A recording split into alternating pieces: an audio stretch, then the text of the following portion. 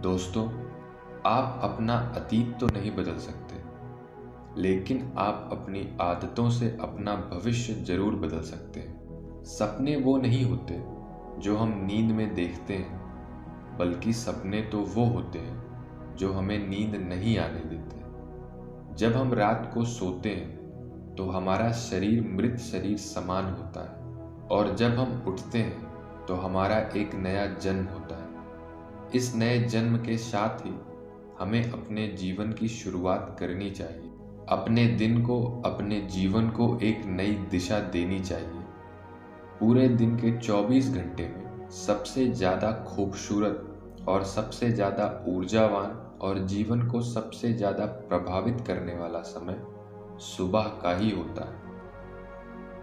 और सुबह के समय में जिन आदतों को आप अपने जीवन में अपना लेते हैं, वह आदतें आपके पूरे दिन को ही नहीं, आपके पूरे जीवन को प्रभावित करती हैं और आपके लक्ष्य पर सकारात्मक प्रभाव डालती हैं। जीवन में आपकी सफलता और असफलता में सुबह की आदतों का महत्वपूर्ण योगदान होता है। दोस्तों, आज मैं आपको सुबह की ऐसी आदतों के बारे में बताऊंगा जिन्हें आप जानते हैं, हम इन आदतों को आज के जीवन में भूलते जा रहे हैं। सुबह की इन आदतों को अगर आपने अपने जीवन में अपना लिया तो आप अपने आप को और आने वाले हर पल को, अपने पुराने जीवन को बदल कर रख सकते हो और अपने जीवन में सब कुछ हासिल कर सकते हो। आपकी अभी की आदतें ही आपके भविष्य का निर्माण करती हैं। एक बार की बात है, महात्मा बुद्ध अपने शिष्यों के साथ आश्रम में उपदेश दे रहे थे। वह अपने शिष्यों को सुबह में अपनाई जाने वाली आदतों के बारे में बता रहे थे।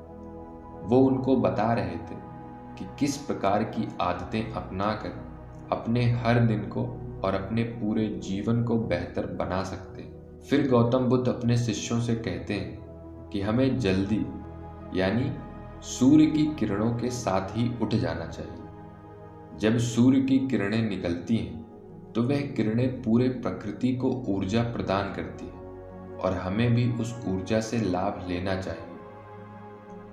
जो व्यक्ति देर से उठता है वह सूर्य की ऊर्जा को ग्रहण नहीं कर पाता और पूरे दिन नीरस रहता है। उसका पूरा दिन आलस्य से भरा रहता है। फिर महात्मा बुद्ध सुबह की पहली आदत के बारे में बताते हुए शिष्यों से कहते हैं कि चाहे हमारा कल कैसे भी बीता हो, लेकिन हमें आज की शुरुआत सकारात्मक विचारों के साथ ही करना चाहिए। हमें सुबह उठते ही सभी के लिए आभार प्रकट करना चाहिए। सुबह उठकर हमें अपने मन में ही उन लोगों का धन्यवाद करना चाहिए जिन्होंने हमारे मुश्किल वक्त में हमारी मदद की थी, और जिन लोगों ने हमारे साथ बुरा किया है उन लोगों का भी अच्छा हो, ऐसा हमें सोचना चाहिए। हमें उस परम पिता परमेश्वर का धन्यवाद देना चाहिए जिन्होंने हमें स्वस्थ शरीर प्रदान किया है, हमारे अंदर किसी भी प्रकार की कोई कमी नहीं रखी। हम स्वयं चल सकते हैं, बोल सकते हैं, सुन सकते हैं, इस प्रकृति की सुंदरता को देख सकते हैं, चिड़ियों की चहचहाने की आवाज को सुन सकते हैं, नदियों के बहने की आवाज को सुन सकते हैं। बहुत से लोगों ने तो ये सब देखा भी नहीं होगा जो हम आज देख सकते हैं, सुन सकते हैं, क्योंकि उनकी आंखें नहीं है। कुछ लोगों ने इसे सुना नहीं होगा क्योंकि वह अपने कान से सुन नहीं सकते हैं। बहुत से लोग तो चल भी नहीं पाते क्योंकि उनके पैर नहीं हैं। हमें परमात्मा का आभार प्रकट करना चाहिए क्योंकि उन्होंने हमें इस काबिल बनाया कि हम अपना काम स्वयं कर सकते हैं। किसी और पर हमें निर्भर रहना नहीं पड़ता है। जबकि बहुत से लोगों को चलने के लिए भी दूसरों का सहारा लेना पड़ता है, वह दूसरों के ऊपर निर्भर रहते हैं। हमें इस प्रकृति को, अपने आसपास के चीज़ों का धन्यवाद करना चाहिए जो हमारे जीवन को इतना सुंदर बनाते हैं। यह रंग बिरंगे फूल जो हमें खुशबू प्रदान करते हैं, वह नदी जो हमें पीने का पानी उपलब्ध कराती है, यह पेड़ पौधे शुद्ध हवा, व फल हमें प्रकृति से ही प्राप्त होते हैं। हमें इन सब का आभार प्रकट करना चाहिए, इनको धन्यवाद देना चाहिए। इन सब ने मिलकर हमारे जीवन को बेहद खूबसूरत बनाया है। इसके बाद महात्मा बुद्ध सुबह की दूसरी आदत के बारे में अपने शिष्यों को बताते हैं कि आभार प्रकट करने के बाद हमें ध्यान करना चाहिए। हमारे मन के भीतर कई तरह के विचार चल रहे होते हैं। हमारे मन में विचारों का एक कोलाहल मचा रहता है। हम नहीं चाहते, फिर भी हमारे मन में कोई ना कोई विचार आ ही जाता है और इन विचारों के कारण ही हम तनाव महसूस करते हैं। हमें इन विचारों को शांत करना होगा और हम इन विचारों को ध्यान के माध्यम से रोक सकते हैं। इसके लिए हमें एक जगह बैठ जाना है और अपनी आती जाती सांसों पर ध्यान लगाना है।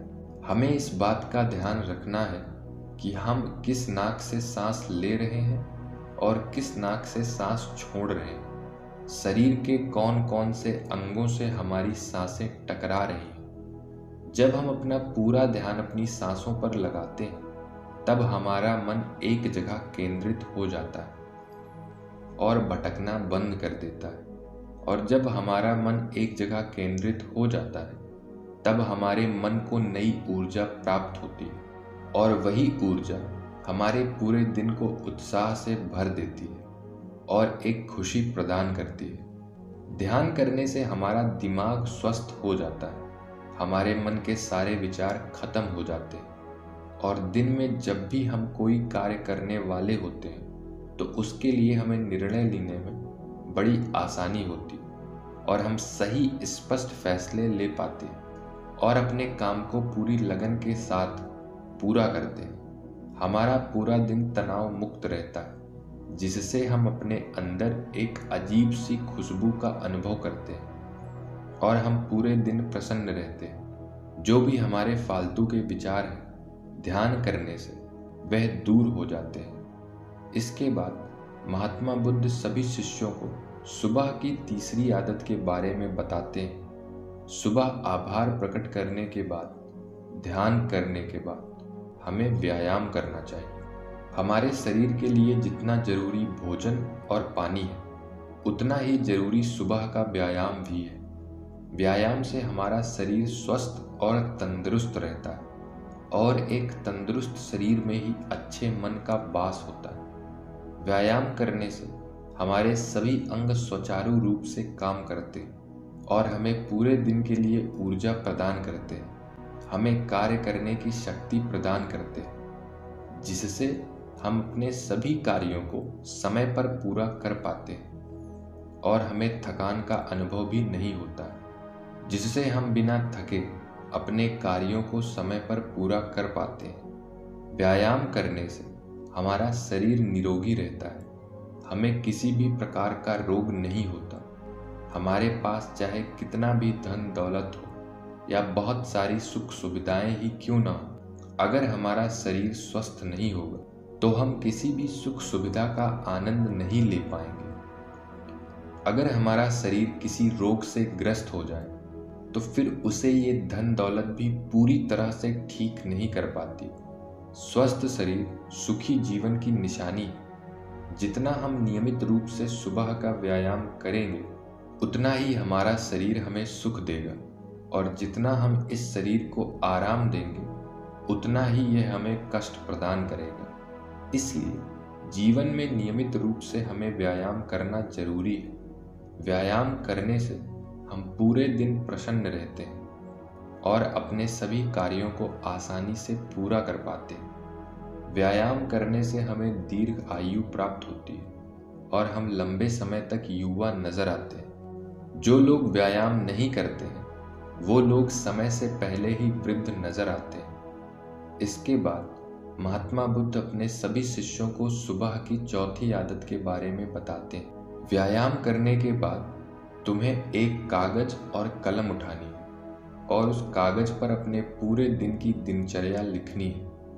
अपने सभी कार्यों को लिखना है जो आप उस दिन करोगे और उन सभी कार्यों का समय निर्धारित करें, जिससे आप एक निश्चित समय में अपने सभी कार्यों को पूर्ण कर पाएंगे और आपका कोई भी कार्य छूटेगा नहीं।